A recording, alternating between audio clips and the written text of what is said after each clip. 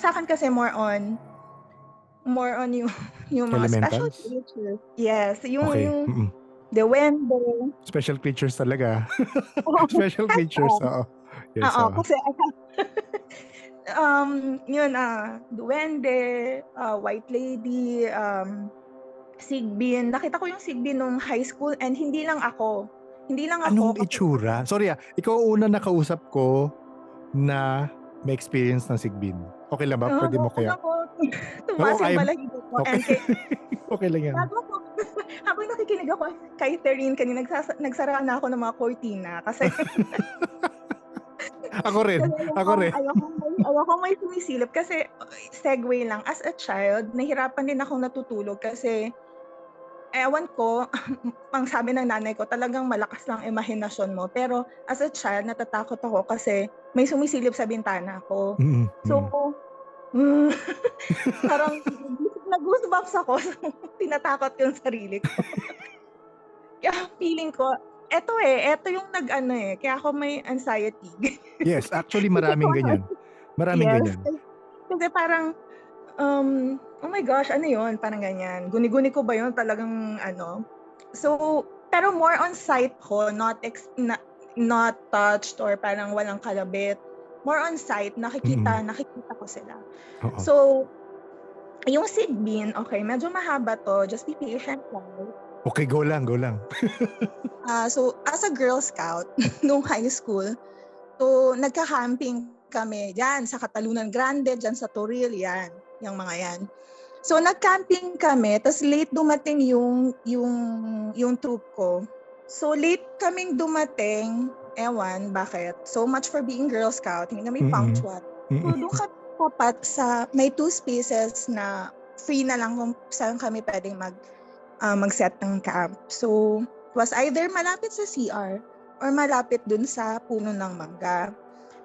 Siyempre, parang sa movie, saan kami nag-camp? Siyempre sa puno ng mangga. So, Mhm.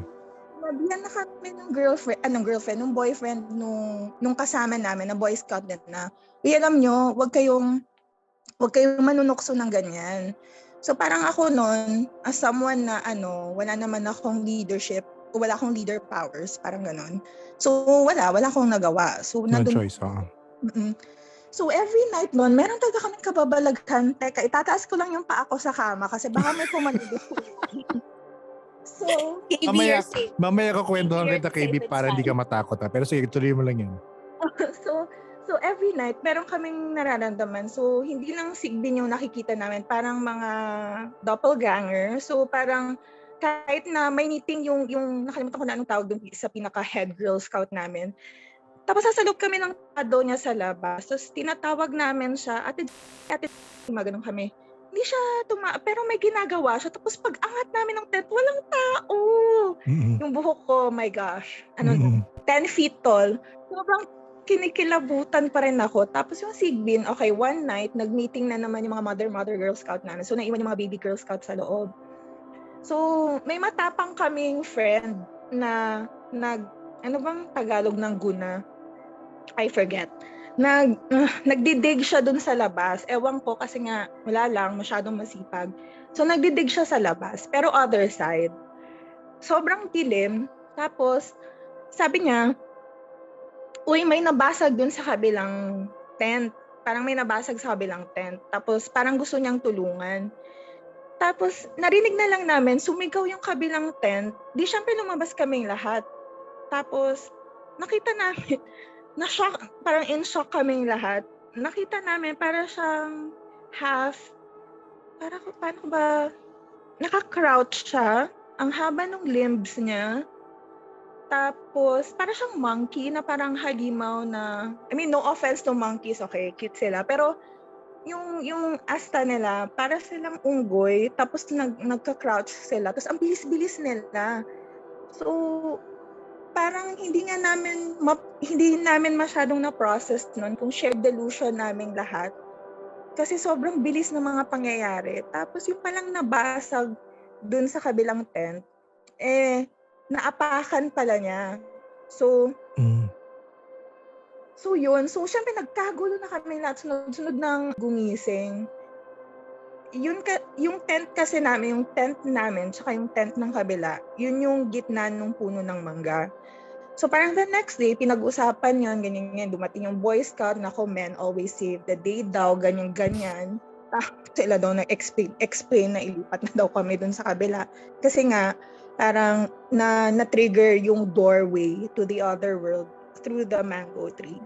So yun Bao. So yun yung experience ng sa Sigbin na hindi ko pa rin, parang hanggang ngayon, wala pa rin nag-process sa amin kung Sigbin ba yun? Ano, pero pag nakita mo talaga, hairy, brown, yung, hindi ko kasi nakita yung mukha, pero yung shape ng ulo, alam mo na hindi tao. Tsaka Girl Scout camping, bakit merong lalaki? Parang ganun yung tapos ang bilis nung tapos lahat kami hindi kami nakagalaw na para kami na-hypnotize or tapos sobrang hindi kami nakatulog lahat nun. Actually, hindi pala kami kinabukasan pa kasi parang dinala kami sa hall lahat.